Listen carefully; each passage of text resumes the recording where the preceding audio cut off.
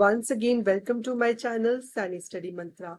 आज की इस वीडियो में हम बात करने वाले हैं हमारे इस चैप्टर के लास्ट टॉपिक की, जिसका नाम है challenges of a system approach. हमने सिस्टम अप्रोच के बारे में पढ़ा कि सिस्टम अप्रोच क्या होती है, किस तरीके से हम फॉलो करते हैं।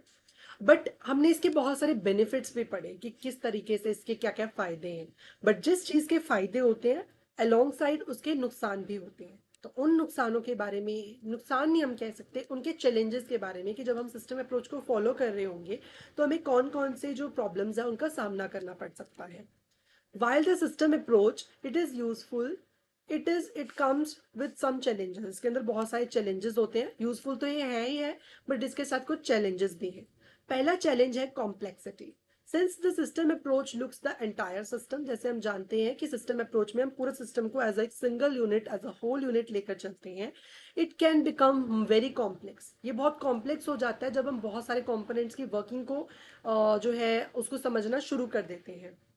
There are many parts to be considered and understanding how they all work together can be difficult and time consuming। मतलब ये टाइम कंज्यूमिंग हो सकता है, काफी कॉम्प्लेक्स हो सकता है कि अलग अलग कंपोनेंट्स कैसे काम कर रहे हैं, कैसे फंक्शन कर रहे हैं, इसको अंडरस्टैंड करना काफी कॉम्प्लेक्स हो सकता है। सो ये मेजर चैलेंज होता है। Complexity is the major challenge of a system approach. Next है high cost and time. Analyzing the entire systems and implementing changes can be expensive and time consuming। मतलब सिस्टम की entire किस तरीके से working चल रही है उसको एनालाइज करना काफी टाइम कंज्यूमिंग हो सकता है, एंड उसको इम्प्लीमेंट करना बहुत एक्सपेंसिव हो सकता है एक सिस्टम को।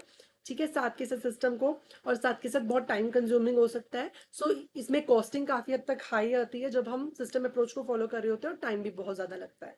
It requires resources, efforts and sometimes specialize skills. इसके अंदर कई बार रिसोर्सेज की जरूरत पड़ती है, एफर्ट्स की जरूरत पड़ती है, और कई बार कुछ स्पेशलाइज स्किल्स की जरूरत पड़ती है which are not always be available, जो कि हमेशा हमारे पास अवेलेबल नहीं होते हैं। नेक्स्ट है difficulty in measuring some elements. ठीक है, some parts of a system like human behaviour और company culture are hard to measure और क्वांटिफाई। मतलब कि बहुत सारे ऐसे सिस्टम्स होते हैं लाइक ह्यूमन, जो हम जिस ऑर्गेनाइजेशन में काम करेंगे वहां पर सिस्टम अप्रोच फॉलो करेंगे, वहां पे एक दूसरे ह्यूमन का कैसे बिहेवियर होगा, कंपनी का कल्चर कैसा होगा, इसको हम मेजर नहीं कर सकते, इसको हम क्वांटिफाई नहीं कर सकते। These makes it difficult to understand their impact on a system.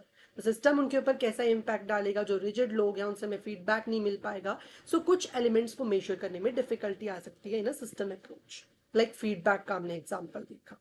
Next है अनसर्टिनिटी एंड अनएक्सपेक्टेड आउटकम्स। ठीक है, इसका मतलब क्या है? Even through the system approach looks at the whole system, कि सिस्टम अप्रोच में बेशक हम पूरे सिस्टम की तरफ अप्रोच लेकर चलते हैं, सम आउटकम्स आर अनप्रिडिक्टेबल। कुछ कंपोनेंट्स की ऐसी आउटकम होती है जो कि प्रिडिक्टेबल नहीं होती है। Changes made in one part of a system can sometimes lead to unexpected results. एक थोड़ा सा सिस्टम में चेंज करने की वजह से कई बार अनएक्सपेक्टेड रिजल्ट्स हमारे सामने आ सकते हैं, which might create a new problem, जिससे कि एक सिस्टम में एक नई प्रॉब्लम जो है वो शुरू हो सकती है। नेक्स्ट है रेजिस्टिविटी टू चेंज। मतलब बहुत सारे लोग जो हैं अपने पुराने सिस्टम्स को फॉलो कर रहे होते हैं प्रॉब्लम को सॉल्व करने के लिए, अपने पुराने तरकीबों को इस्तेमाल कर रहे होते हैं किसी प्रॉब्लम को सॉल्व करने के लिए, तो वो इस अप्रोच को नहीं अपनाना चाहते। तो मीन्स लोग रेजिस्ट कर रहे हैं उस चीज को अडेप्ट करने के लिए। People may be reluctant to change existing process, कि जो भी उनके एग्जिस्टिंग प्रोसेसेस हैं उन सबको चेंज वो नहीं करना चाहते, even if it is so for improvement, चाहे वो इम्प्रूवमेंट के लिए ही क्यों ना हो।